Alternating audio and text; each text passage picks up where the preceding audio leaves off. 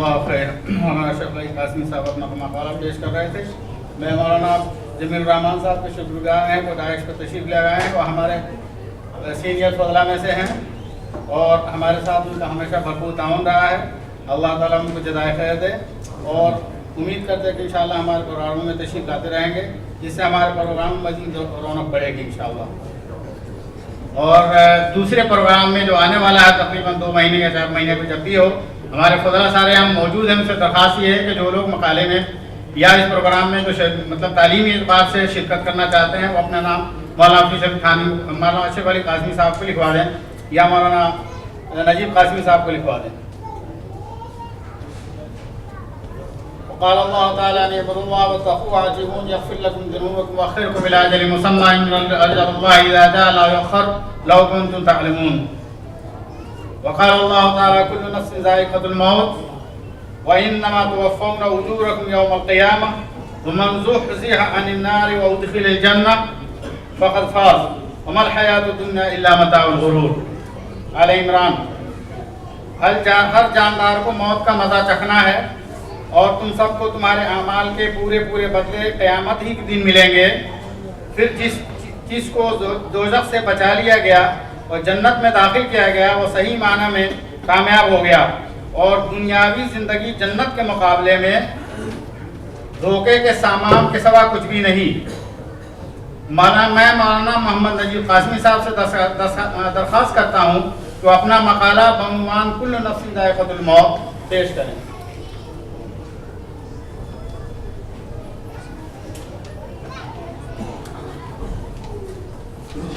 السلام علیکم ورحمۃ اللہ وبرکاتہ. الحمد للہ رب العالمین والصلاة والسلام علی النبی الکریم وعلی آلہ واصحابہ اجمعین. اما بعد. میرے مقالے کا موضوع ہے کل نفس ذائقۃ الموت. ہر متنفس کو موت کا مزہ چکھنا ہے. خالق کائنات اللہ رب العزت نے ہر جاندار کے لیے موت کا وقت اور جگہ متعین کر دی ہے اور موت ایسی شے ہے کہ دنیا کا کوئی بھی شخص خواہ وہ کافر یا فاجر حتیٰ کہ دہریہ ہی کی نہ ہو موت کو یقینی مانتا ہے. اور اگر کوئی موت پر شک شبہ بھی کرے تو اسے بے وقوفوں کی فہرست میں شمار کیا جاتا ہے، کیونکہ بڑی بڑی مادی طاقتیں اور مشرق سے مغرب تک قائم ساری حکومتیں موت کے سامنے عاجز و بے بس ہو جاتی ہیں. موت بندوں کو ہلاک کرنے والی، بچوں کو یتیم کرنے والی، عورتوں کو بیوہ کا بنانے والی، دنیاوی ظاہری سہاروں کو ختم کرنے والی، دلوں کو تھرانے والی، آنکھوں کو رلانے والی، بستیوں کو اجاڑنے والی، جماعتوں کو منتشر کرنے والی، لذتوں کو ختم کرنے والی، امیدوں پر پانی پھیرنے والی، ظالموں کو جہنم کی وادیوں میں جھٹسانے والی اور متقیوں کو جنت کے بالا خانوں تک پہنچانے والی شے ہے. موت نہ چھوٹوں پر شفقت کرتی ہے، نہ بڑوں کی تعظیم کرتی ہے، نہ دنیاوی چودھریوں سے ڈرتی ہے، نہ بادشاہوں سے ان کے دربار میں حاضری کی اجازت لیتی ہے. جب بھی حکم خداوندی ہوتا ہے تو تمام دنیاوی رکاوٹوں کو چیرتی اور پھاڑتی ہوئی مطلوب کو حاصل کر لیتی ہے. موت نہ نیک صالح لوگوں پر رحم کھاتی ہے، نہ ظالموں کو بخشتی ہے. اللہ کے راستے میں جہاد کرنے والوں کو بھی موت اپنے گلے لگا لیتی ہے اور گھر بیٹھنے والوں کو بھی موت نہیں چھوڑتی. اخروی ابدی زندگی کو دنیاوی فانی زندگی پر ترجیح دینے والے بھی موت کی آغوش میں سو جاتے ہیں اور دنیا کے دیوانوں کو بھی موت اپنا لقمہ بنا لیتی ہے. موت آنے کے بعد آنکھ دیکھ نہیں سکتی، زبان بول نہیں سکتی، کان سن نہیں سکتے، ہاتھ پیر کام نہیں کر سکتے.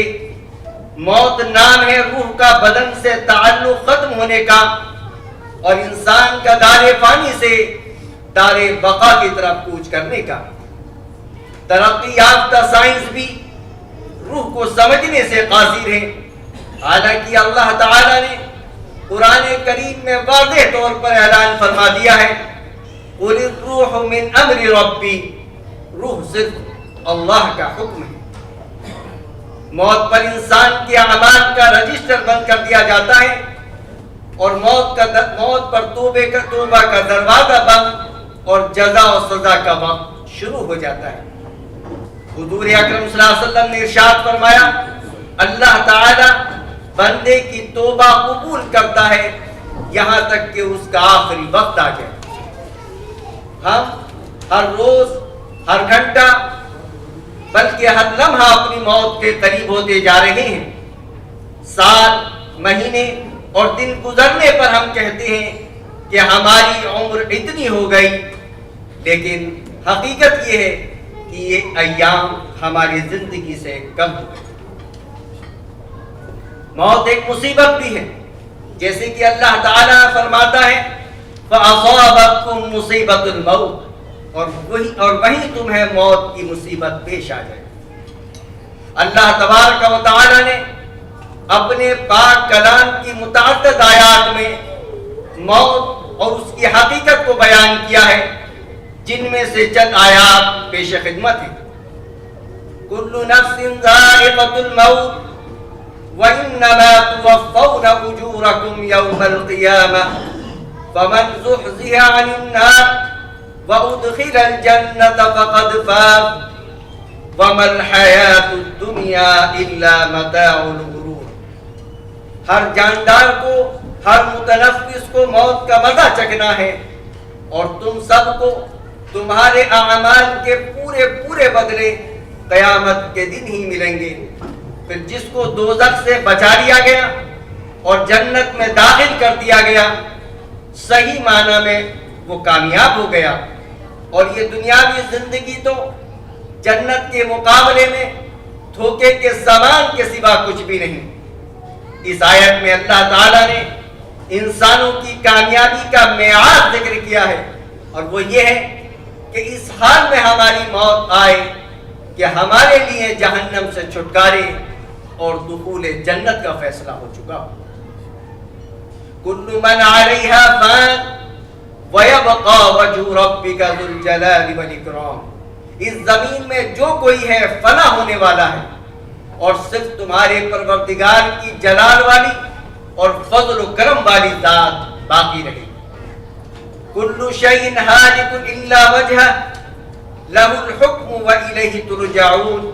ہر چیز فنا ہونے والی ہے سوائے اللہ کی ذات کی، حکومت اسی کی ہے اور اسی کی طرف تمہیں لوٹ کر جانا ہے۔ وما جعلنا لبشر من قبلک الخلد افإن مت فهم الخالدون كل نفس ذائقة الموت ونبلوكم بالشر والخير فتنة وإلينا ترجعون۔ اے پیغمبر، تم سے پہلے بھی ہمیشہ زندہ رہنا ہم نے کسی فرد بشر کے لیے طے نہیں کیا، چنانچہ اگر تمہارا انتقال ہو گیا تو کیا یہ لوگ ایسے ہیں جو ہمیشہ زندہ رہیں؟ ہر جاندار کو موت کا مزہ چکھنا ہے، اور ہم تمہیں آزمانے کے لیے بری اور اچھی حالتوں میں مبتلا کرتے ہیں، اور تم سب ہمارے ہی پاس لوٹ کر آؤ۔ اینما تکونوا یدرککم الموت ولو کنتم فی بروج مشیدہ۔ تم جہاں بھی ہوگے ایک نہ ایک دن موت تمہیں جا پکڑے گی، چاہے تم مضبوط قلعوں میں ہی کیوں نہ رہ رہے ہو۔ قل ان الموت الذی تفرون منہ فإنه ملاقیکم۔ اے نبی، آپ کہہ دیجئے کہ جس موت سے تم بھاگتے ہو وہ تم سے ملنے والی ہے، یعنی موت آنے پر، یعنی وقت آنے پر موت تمہیں ضرور اچک لے گی۔ فَإِذَا جَاءَ أَجَلُهُمْ لَا يَسْتَأْخِرُونَ سَاعَةً وَلَا يَسْتَقْدِمُونَ۔ چنانچہ جب ان کی مقررہ میعاد آ جاتی ہے تو وہ گھڑی بھر بھی اس سے آگے پیچھے نہیں ہو سکتے۔ وَمَا تَدْرِي نَفْسٌ بِأَيِّ أَرْضٍ تَمُوتُ۔ اور نہ کسی متنفس کو یہ پتہ ہے کہ زمین کے کس حصے میں اسے موت آئی۔ ان مذکور آیات سے معلوم ہوا کہ ہر شخص کا مرنا یقینی ہے، لیکن موت کا وقت اور جگہ سوائے اللہ کی ذات کے کسی بشر کو معلوم نہیں۔ چنانچہ بعض بچپن میں تو بعض عنفوان شباب میں اور بعض دیر عمر میں، جبکہ باقی بڑھاپے میں داعی اجل کو لبیک کہہ جاتے ہیں۔ بعض صحت مند تندرست نوجوان سواری پر سوار ہوتے ہیں، لیکن انہیں نہیں معلوم کہ وہ موت کی سواری پر سوار ہو چکے ہیں۔ میرے بھائیوں اور بہنوں، یہی دنیاوی فانی زندگی اخروی ابدی زندگی کی تیاری کے لیے پہلا اور آخری موقع ہے۔ جیسے کہ اللہ تعالیٰ فرماتا ہے، حتی اذا جاء احدهم الموت قال رب ارجعون لعلی اعمل صالحا فيما تركت كلا انها كلمة هو قائلها ومن ورائهم برزخ الى يوم يبعثون۔ یہاں تک کہ جب ان میں سے کسی پر موت آ کھڑی ہوگی تو وہ کہے گا، اے میرے پروردگار مجھے واپس بھیج دیجئے تاکہ جس دنیا کو میں چھوڑ آیا ہوں اس میں جا کر نیک اعمال کروں۔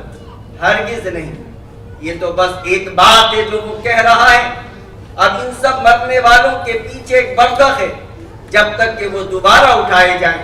لہذا ضروری ہے کہ ہم افسوس کرنے یا خون کے آنسو بہانے سے قبل اس دنیاوی فانی زندگی میں ہی اپنے مولا کو راضی کرنے کی کوشش کریں، تاکہ ہماری روح ہمارے بدن سے اس حال میں جدا ہو کہ ہمارا خالق مالک رازق ہم سے راضی ہو۔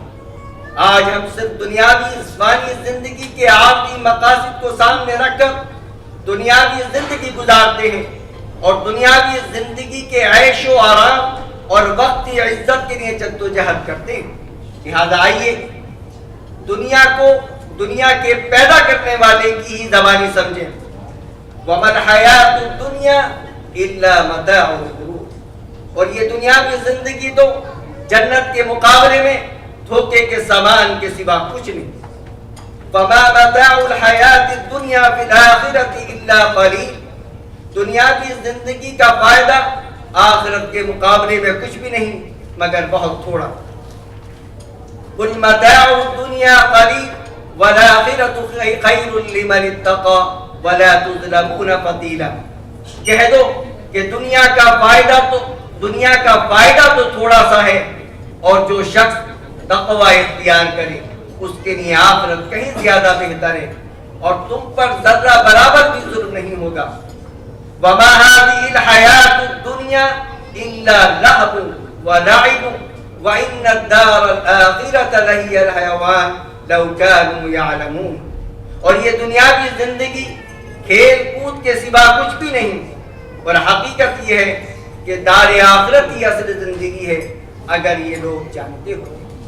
اس کا مطلب ہرگز نہیں کہ ہم دنیاوی زندگی کو نظر انداز کر کے روحانیت اختیار کر لیں، بلکہ مقصد یہ ہے کہ اللہ کے خوف کے ساتھ دنیاوی فانی زندگی گزاریں اور اخروی زندگی کی کامیابی کو ہر حال میں ترجیح دیں۔ الحمدللہ ہم ابھی بقید حیات ہیں، اور موت کا فرشتہ ہماری جان نکالنے کے لیے کب آ جائے معلوم نہیں۔